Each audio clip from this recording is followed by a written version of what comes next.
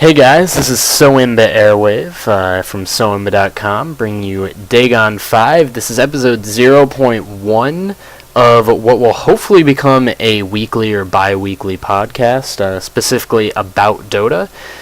We're going to put this off for a little while, but just so much stuff has happened in the past week where I was getting antsy and I wanted to talk about some of the stuff. The biggest news is that the International 2, all 13 teams have been invited, and for those of you who don't know, the International is Valve's giant Dota tournament. Last year, it was $1.6 million prize pool, with Invictus Gaming, IG, coming in first and taking home the $1 million prize. Navi, not as sincere, came in second, taking home $250,000, and it is the premier Dota competition. The talent there is fantastic. It's one of my favorite things to watch in all of esports. The production quality is wonderful, and it's just a buttload of fun. But of the 13 teams, IG was announced first. And that really wasn't a surprise. Natis Vincere, the 2011 champions, were also invited. But from the Asian scene, we see IG, LGD, Orange, Zenith, DK, MUFC, and kind of pseudo Eastern in LGD International. Although they are all Western players, they are playing out of Asia. And then in Western teams, there were 2 North American teams invited, Dignitas and Team Liquid, and 4 European teams with VP, Alliance, Navi, and Fnatic. Looking at the invited teams, it wasn't really anything too surprising. Personally, I thought that we'd see Evil Geniuses invited over MUFC. One, just because of name. EG is a bigger team, it's a bigger organization, and it's a North America. The tournament's based out of North America, so seeing another North American team wouldn't have been that surprising. But I was happy to see MUFC. They have one of my favorite players in WTF, also known as Han Trash Player, and with that, they also have Winter, who's an extremely talented player.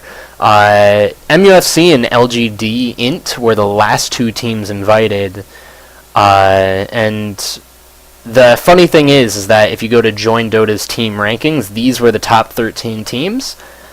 Of the Western teams, I don't think that any of them will really have that much of an impact. I feel like it will be an Eastern-dominated tournament once again.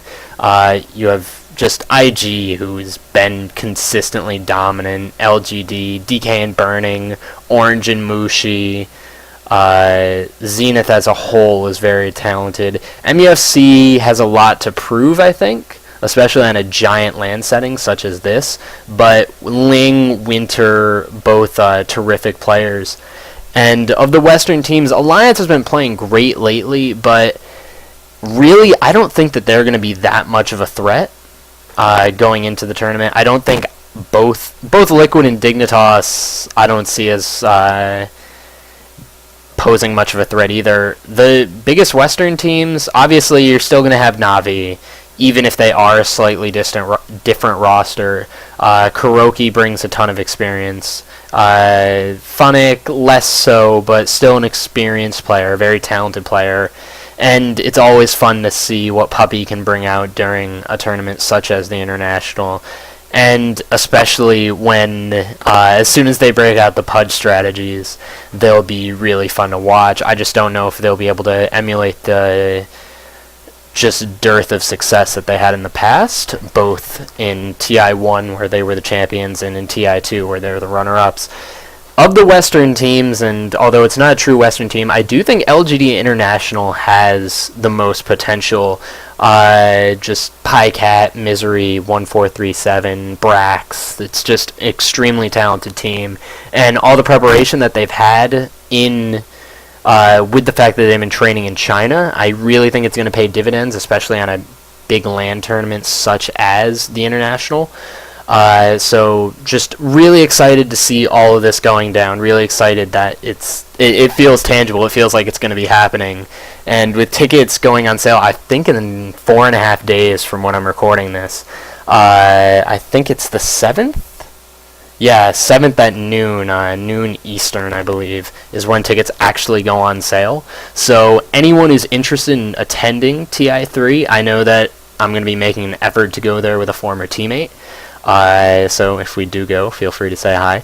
But I've talked to people who did go last year, and they said that it's one of the most fun esports experiences that they've ever seen. Just having that many people there who love the game, even though, especially a game that's still in beta, it's a really cool experience. There's a lot of top players, there's a lot of stuff going on, and it's by far the best Dota that you'll see. But moving on, there are still 3 slots up for grabs, and the way that's going to be working is that there's going to be a Western qualifier hosted by GD and an Eastern qualifier hosted by Beyond the Summit, and the winner of the qualifiers are going to advance, and then there's going to be a playoff qualifier for the 16th spot, which is going to face the runner-up of the Western qualifier with the runner-up of the Eastern qualifier against each other. And really, I love the way that they do the qualifiers. I love the fact that they invite 13 teams and then make it into a secondary competition to see who gets the last 3 spots. In the Western bracket, I personally think that Evil Geniuses is the prohibitive favorite. They might not be the best team in the grand scheme of things, but of the teams that are left, I think they bring the most stability. They've been there before. They're experienced. But of the few teams, I think Empire with Light of Heaven joining the team, and with Scandal and Blow Your Brain, they can make a very convincing play. A lot of talent on that team, even if they don't have the cohesiveness of an Evil Geniuses. Radical Online Extremists, Rock's Kiss. They're talented, but I don't know if they'll be able to string together an entire tournament. But the really interesting team in that bracket is Mouse Sports, and Black, we all know, is a tremendous farmer, a tremendous ricer, a tremendous player. But I think that their addition of the fact that they added Cinderin, who was the former captain of MTW, is extremely important. I think he's a very, very strong captain. And I think he's a very good support player, although I think he's miscast as a mid, such as he was in MTW. But what he brings in terms of strategy and his ability as a captain really sets him apart. So I think that he could cause a splash with Mouse Sports. In the Eastern qualifier, we do see Tung Fu, who has a completely new roster from their team that placed, I want to say, 8th in the International 2, where they took home $25,000. They're not the real favorite in that bracket. I do think that you have to look at Rattlesnake, which is a Chinese team. They do play a very interesting style. They're not necessarily what you see out of Chinese Dota. They do a lot of Western strategies. They're very quick to adopt what European teams are doing. So I think they're one of the favorites. Myth Trust is good. They play much more of that 4+1 style. Same with Vici Gaming, I believe. I have to admit, I'm not the biggest follower of those more mid-tier Eastern Dota teams. I'm really only familiar with the top tier, because the top tier does dominate it so exclusively, and being awake that early in the morning is a task that I'm not really up to taking. But from what I've seen and from what I've read, Rattlesnake really, I do think that they're going to be the best team out of the East. And although the top of the East dominates, I do think that we'll see 2 Western teams qualify and only 1 Eastern team. I think it'll be EG and then a coin flip between Mouse and Empire. The final thing that I wanted to talk about is that there were a lot of roster changes in this past week. Empire did a big shuffle. They benched Vigos, they added Mitch, and they added Light of Heaven, which I thought was huge. Light of Heaven, I think, is one of the most talented players in the world, and I don't just mean like, oh yeah, he's good. I think he is. If I had to make a dream team of sorts, he would be on the team. I think Light of Heaven is phenomenal.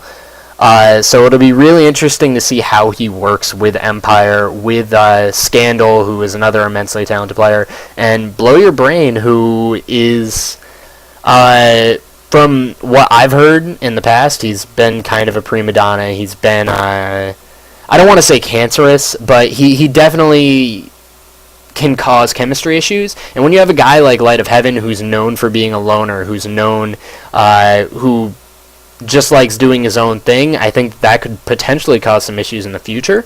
Mouse Sports dropped Alex and picked up Cinderin. I touched on that a little bit, the former captain of MTW. He's also going to be filling in as Mouse Sports' captain. And Cinderin isn't the most talented player in the world, but he's a fantastic captain. He brings a lot of innovative strategies.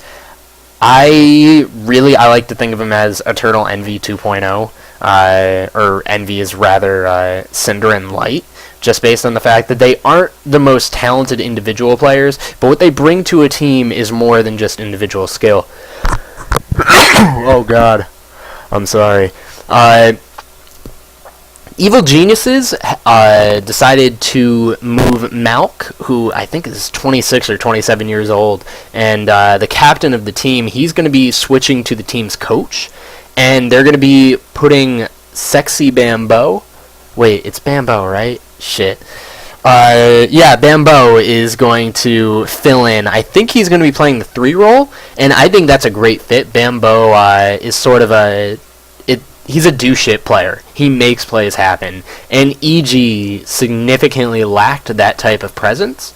And finally, Kai Pai, the Eternal Envy Pylai Die team, added both Come With Me and Arteezy.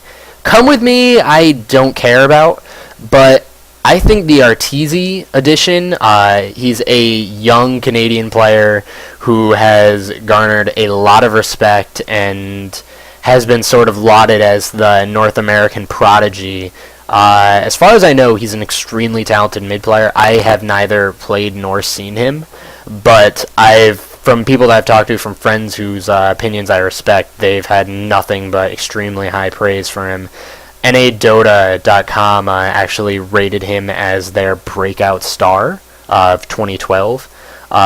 He's made a lot of waves in IXDL. So I'm really interested to see how he's going to do in the competitive scene. I think him and Pylai Dai, who is an immensely talented support player, provide an extremely strong base for that team. And I think they're a team to watch out for, even if I'm not a huge Envy fan, even if I'm not a huge Come With Me fan. I think that those 2 players alone, if Arteezy's all that he's hyped up to be, will potentially push that team to the next level, to the next tier. So that's all the stuff that I wanted to talk about. If you have any questions, if you have any suggestions, comments, criticism, yada yada yada, so on and so forth, please feel free to either leave in the comment section, or you can message me at Twitter at LDTuffolo, TOFFOLO. Like us on Facebook, we're SoIMBA.com, and please subscribe to the YouTube channel. Once again, this was SoIMBA Airwave, over and out.